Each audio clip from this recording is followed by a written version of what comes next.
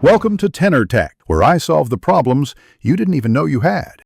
You start by preparing your gear, confirm your console model and whether it accepts keyboard and mouse through an adapter.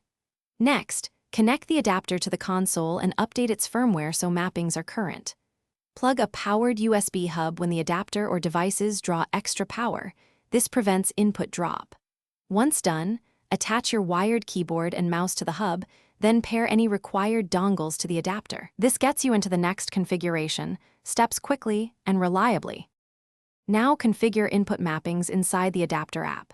Select the console profile that matches your system and start mapping. Assign mouse X and Y to the right stick, set mouse sensitivity and disable acceleration.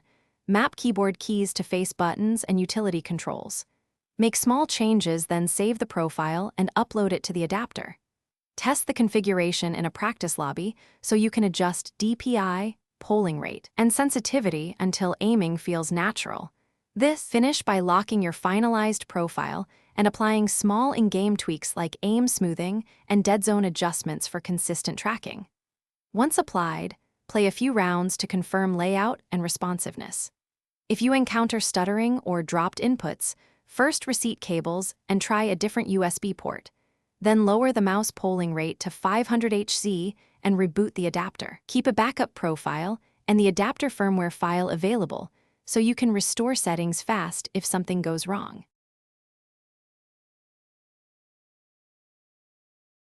Thanks for watching. Subscribe to keep your life in tune.